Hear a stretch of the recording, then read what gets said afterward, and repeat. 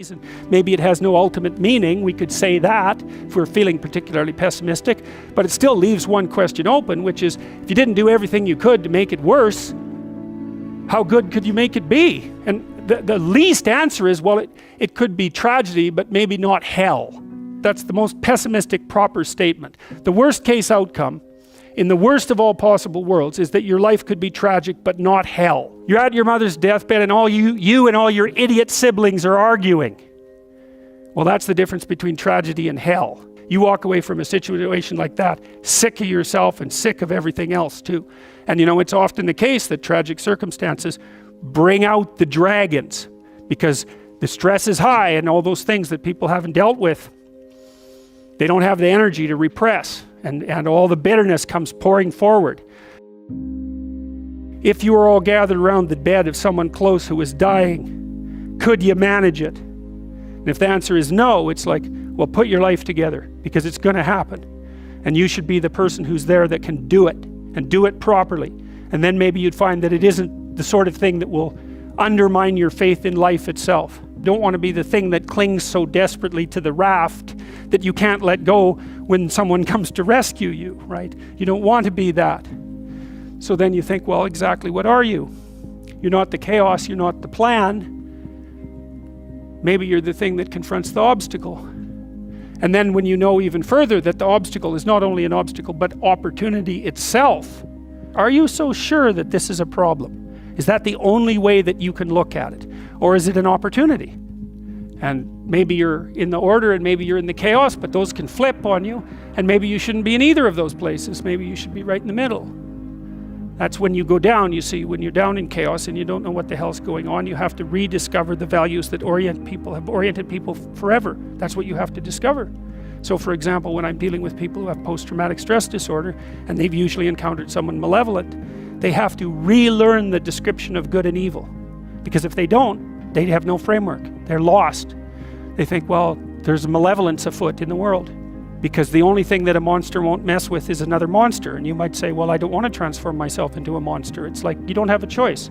You can either be a pathetic monster or you can be a monster with some power. Those are your options. There's no non-monster alternative, weak or strong. And I don't mean strong like dominating tyrant strength. That isn't what I mean at all. I mean strength like functioning at a funeral strength. And that's a kind of monstrosity. And when you're down in chaos, that's what you have to rediscover. You want to be safe? Forget that. That's not in the cards. You're not going to be safe. Well, then you have to be meta-safe. And that's way better because then you're not safe, but you know how to cope with danger. Well, fine. That solves the problem. And maybe it's even a better solution because if you're safe, then you just have to stay in your burrow. But if you can confront danger, then you can go wherever you want and you can have an adventure. And maybe that's what you need to do, is to go out and have an adventure. So you don't even want safety, because how exciting is that? Let's say we made you perfectly safe. All that you had to do was eat cakes and worry yourself with the continuation of the species. What would you do? You'd smash it all down as soon as you possibly could, just so you had something interesting and challenging to do. So you don't want safety. You want to be able to cope with danger. That's a whole different thing.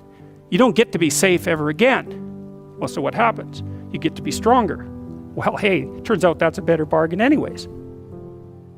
I read this piece of work by Jung a long while back, and it was a meditation on the injunction to treat your neighbor as you would like to be treated.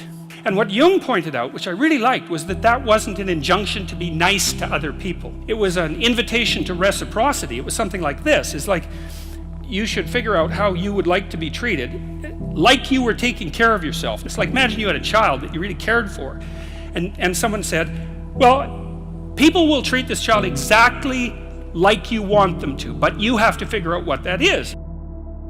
How do you want your child to be treated? You don't want everyone just to be nice to him, you know. You want people to challenge him, and you want people to discipline him, and you want people to tell him when he's wrong. It's like, you don't just want everyone to be nice. That's pathetic. It's pathetic. There's no challenge in that. You want to treat other people like you would like to be treated. Well, then you have to figure out, how would you like to be treated? And while you'd like people to fawn all over you and just lay everything at your feet, it's like, no. That's not something you'd wish for someone that you were taking care of. Then there's an additional problem, which is It's often the case that people will treat other people better than they treat themselves. It's a bit of a meditation on why people don't like themselves very much. I think there's two reasons really, and one is that we're fragile and damageable and imperfect in multiple dimensions all the time.